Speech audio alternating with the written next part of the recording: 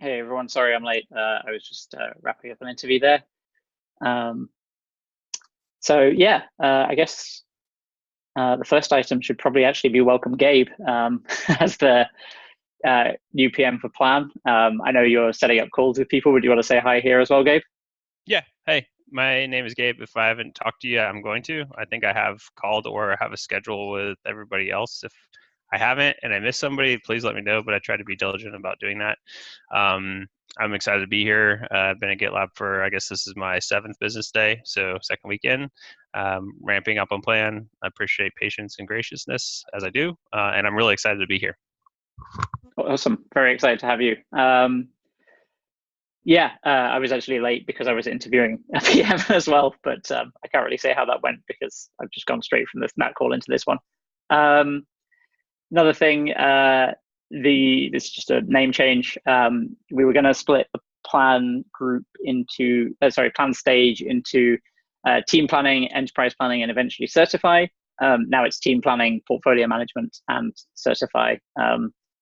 We'll want to start using the group labels, which should already be being applied to a bunch of issues once the new engineering manager starts, which is on the 5th of August, but also if we get new PMs starting soon, which is hopefully going to happen, then we'll have that as well, because we'll have Gabe and another PM, and they'll be focusing on different things basically.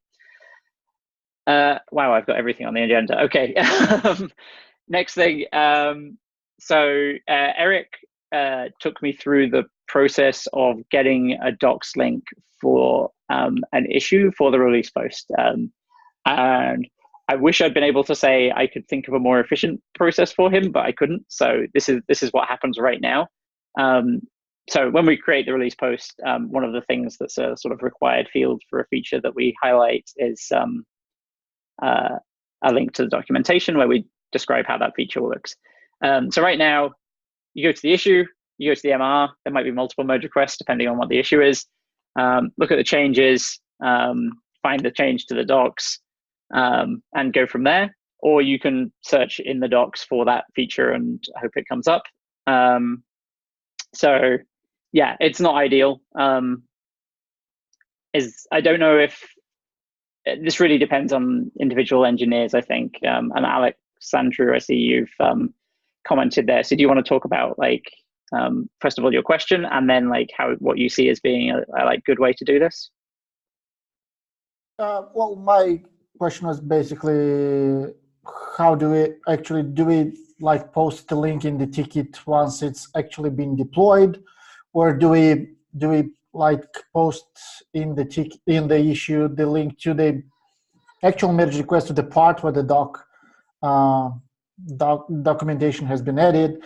Because I don't know, there is a delay between having the merge request closed and the time when this actually gets public or on production. So how hard is it to provide an actual link before it gets deployed?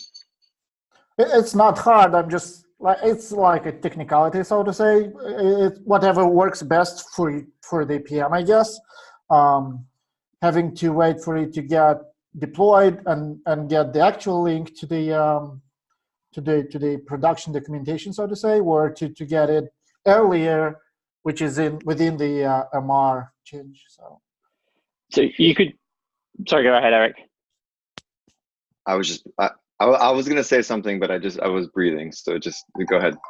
Okay. One thing I was going to say, Alexandru, was there should be a review app for the docs a lot of the time, and you can take that link and obviously replace the domain with docs.gitlab.com, and then you'll have a link that should work once the docs are deployed.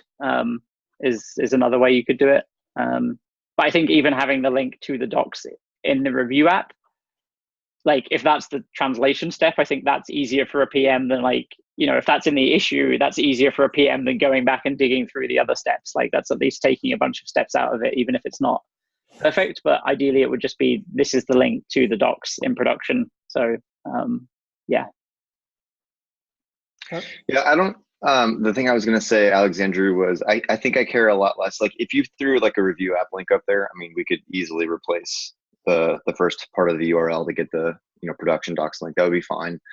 And the time between an MR is merged and like the actual deployed state of it, like I don't really care, and I don't think PMs really care, because we're really only doing this at the kind of tail end of a release, or right before the release actually goes public, for the release post, which typically most of that work happens between, I don't know, the 15th and the 21st of the month. So the short amount of time between your MR being closed and it not being deployed, I think, yeah, maybe we would catch one or two of those, but it's not going to be a big deal in the long run. It's more of for the developer to keep track, to like remember to add the link once it's actually being deployed on production or something like that. But so yeah. It's up to you. I don't know how invasive to your workflow that would be. Once your MR is merged, I don't know, is that something that you would remember to come back to? Is that something that would be, interruptive to come back to? Yeah, so it's not, if it does make too big of a difference, just making sure that there is a easier way to access the documentation sounds to solve it. So I think either way should work. So.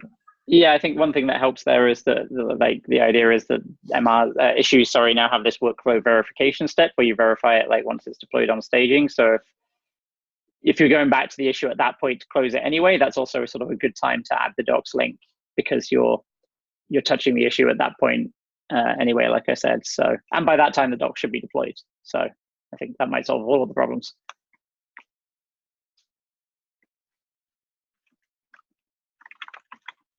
I'm just going to write that down.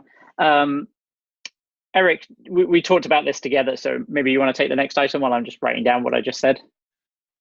Yeah, sure. So one of the things that the product team has been, and when I say product team, I don't just mean like the PM team. I mean all of us working on a product. So that would be product managers, designers, engineers. One of the things that at least the PMs have been talking about as a way of improving our product teams is getting customer feedback quicker. And we had a recent example where I think if we were able to get customer feedback a little bit quicker, then I think we would have been more successful and probably have been able to iterate a little bit more efficiently. And that was namely on the Epic Tree view list, where we removed that feature flag, turned on the feature flag, I guess, and a bunch of product managers who have the Canary deployments enabled kind of gave us a bunch of feedback. And I think it was like super valuable feedback.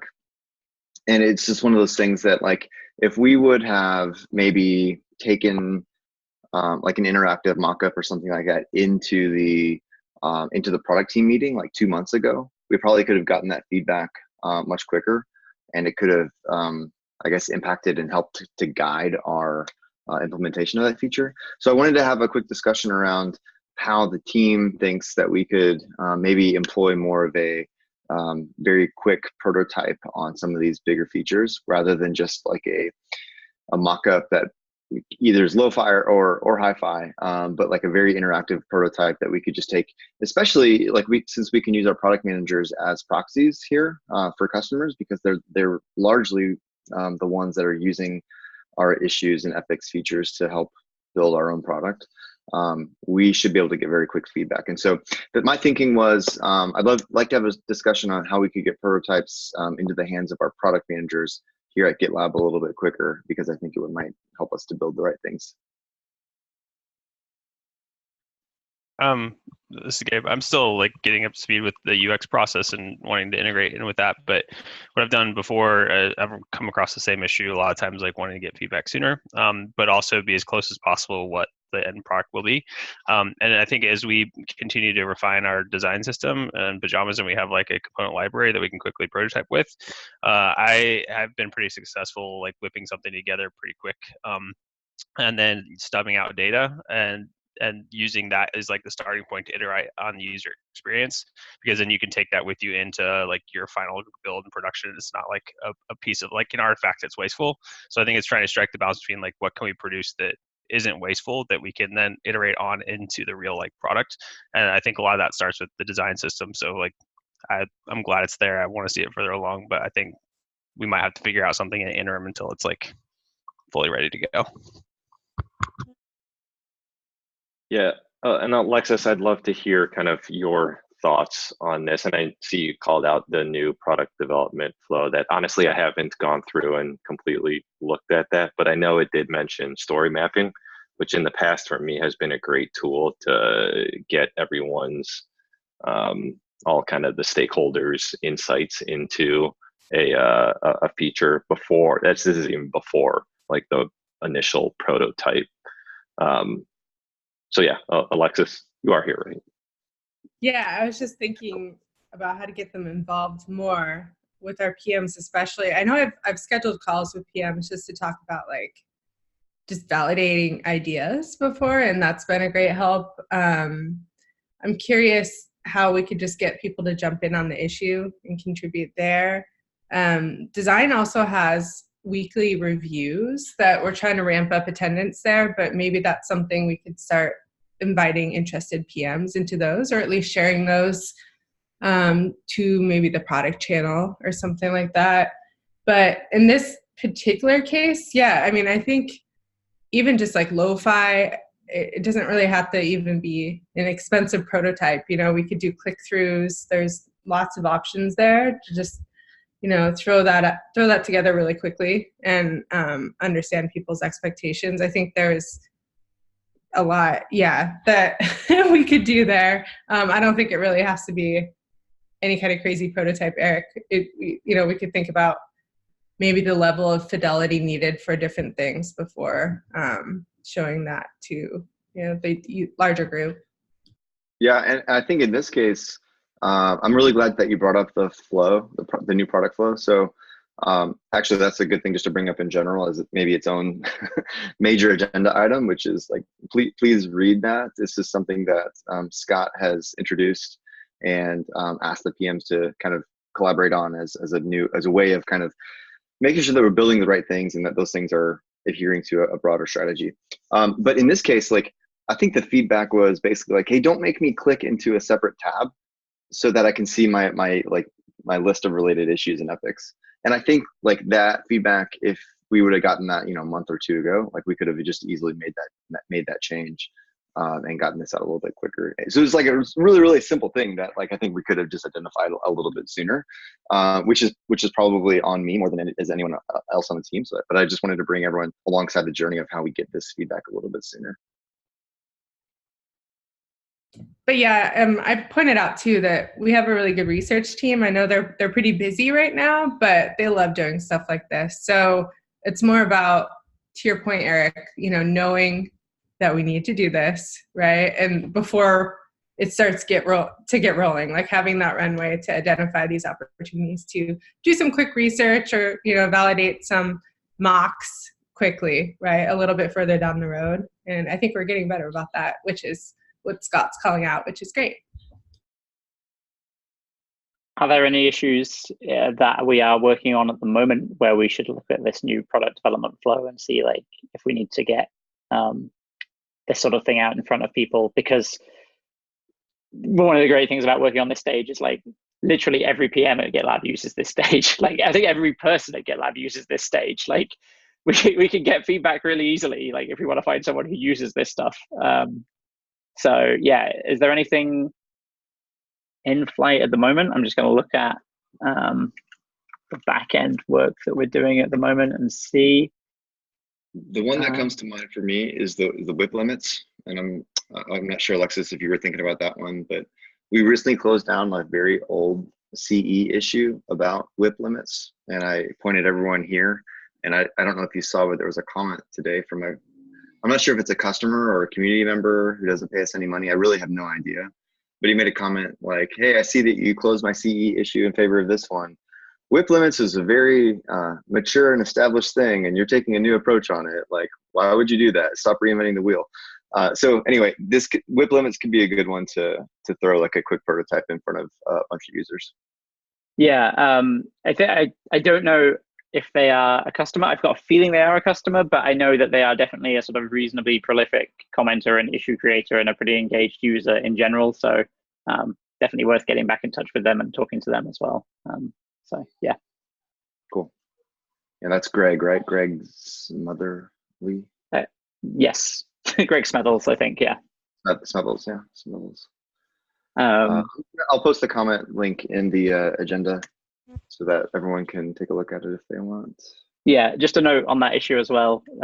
This is like a procedural thing, but I noticed today that it didn't have the front end label on it, but obviously it needs front end work. So I've added that now, but that's probably like changed Donald's capacity calculations for this release because just dropped this issue in there.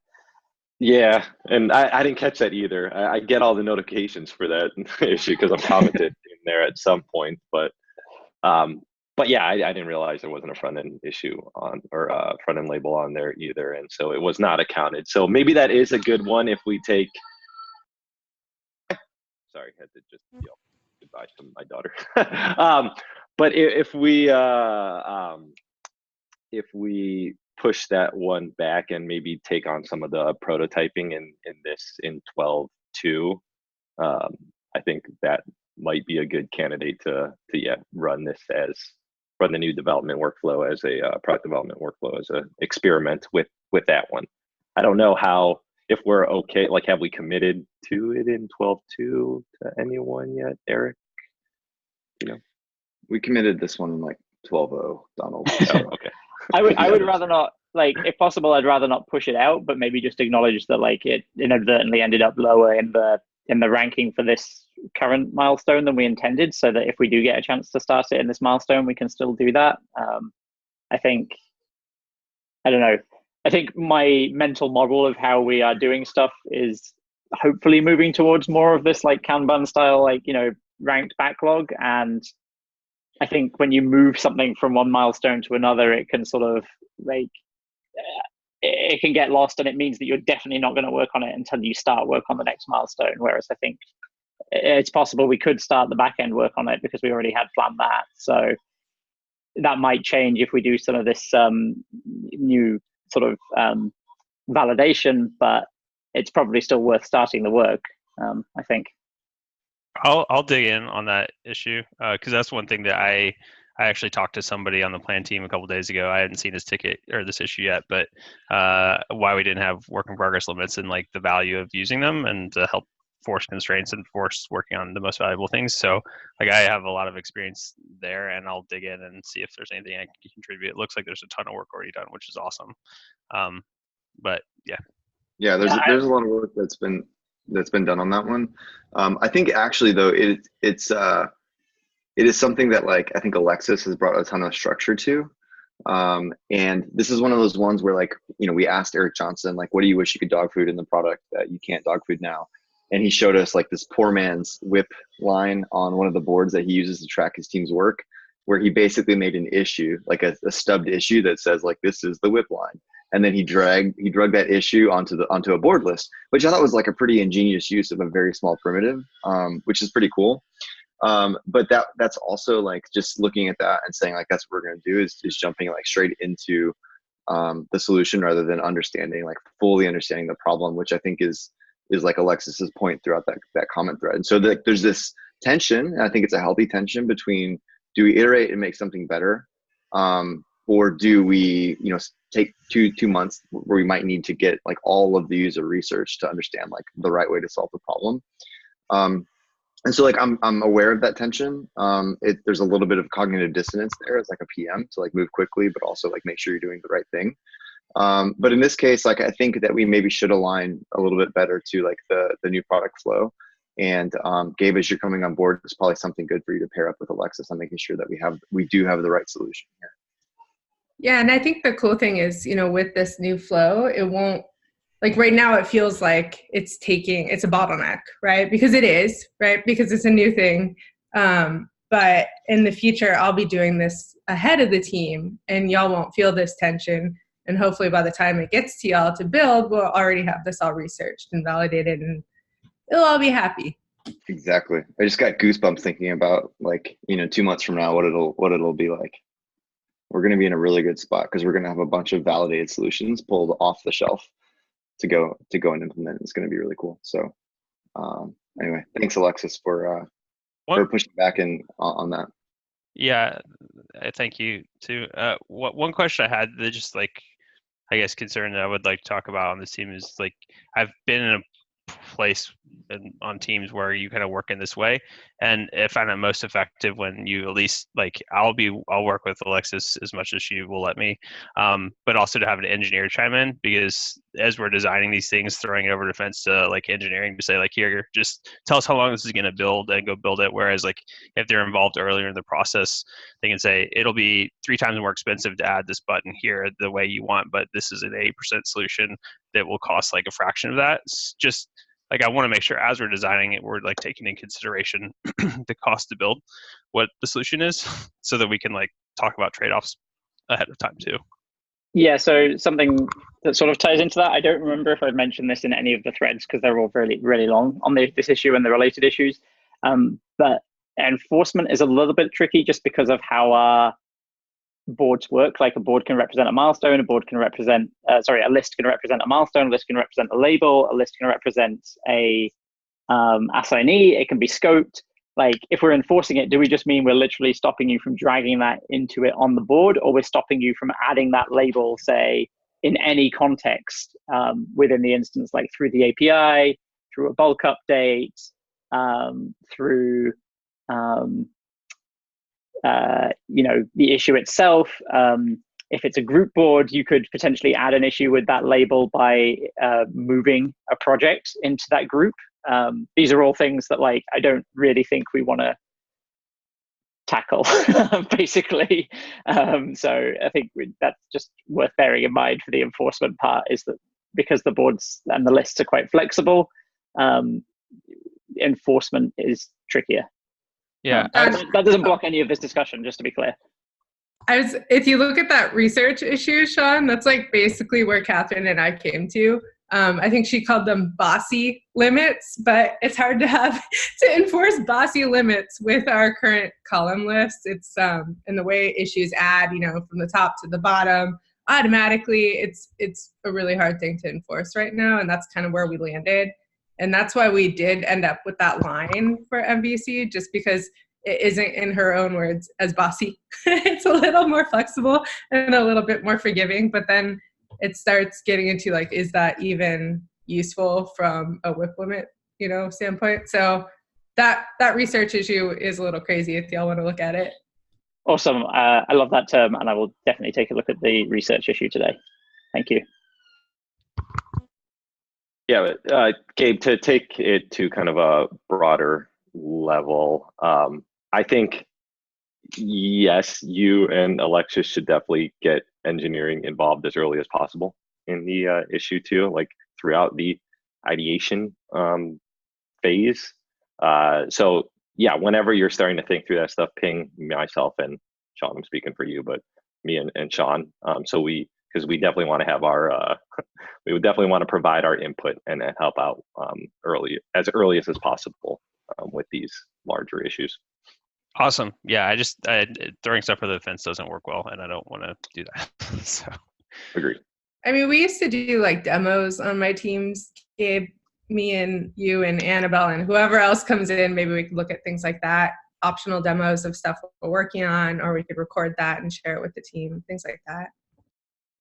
Yeah, we have done demos in the past, but normally on specific projects. I know Kushal did a lot of demos for like, Epic stuff in the past, either in meetings or recorded and like put on things. I think it's a good practice to get into. It's just there's a lot of things that are good to do. It's just picking like which ones and like where to focus our time and stuff like that. Anybody got anything else on that? I think, from my perspective, it's great to start with this issue and like think about that in the context of this new process. But obviously, like, we're using this new process like everywhere going forward. Like as we roll on, like Eric said, like 2 months down the line, hopefully this is just the standard. So I don't want us to treat it like it's just this issue for now, but it's not going to be just this issue in like 3 weeks' time necessarily.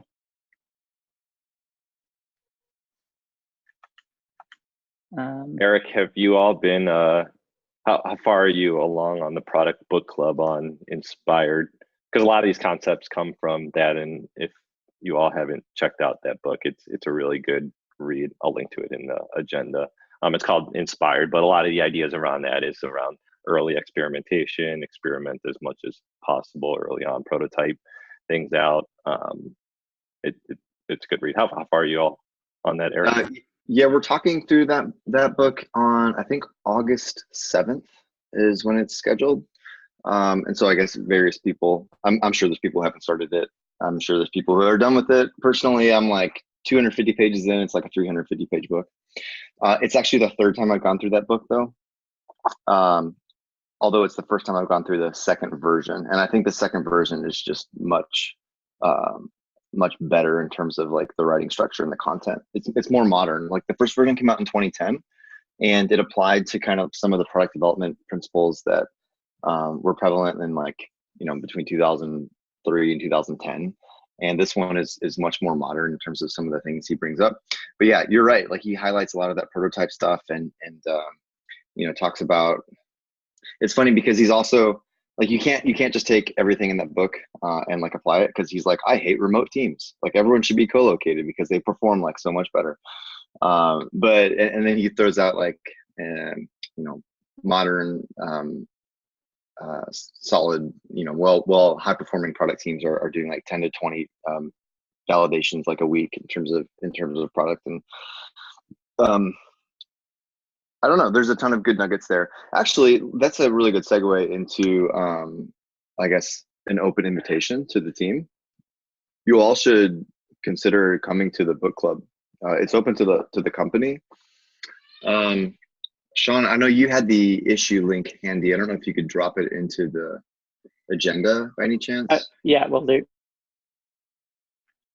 And then the book club is August 7th at 11:30 Central US time. And let me just put it this way. It's an hour after the company call.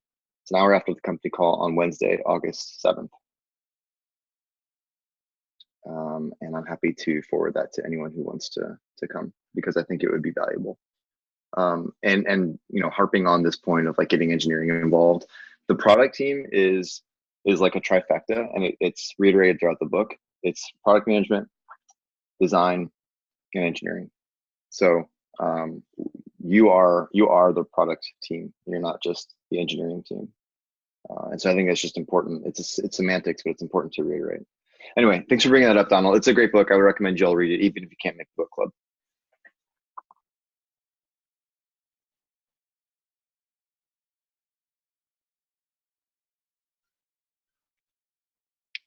Cool. Anyone else have anything else? No, I think that's it. Thanks very much, everybody. Obviously, Alexis is just typing something. I'm just adding something that our UX director, Christy, said in Slack about getting us more involved with implementation. So just go and read it later. Okay, cool. Yeah, thanks very much, everybody. Speak to you all next week, if not sooner. And be sure to say hi to Gabe if you haven't already. Thanks all. Great to see you. Bye.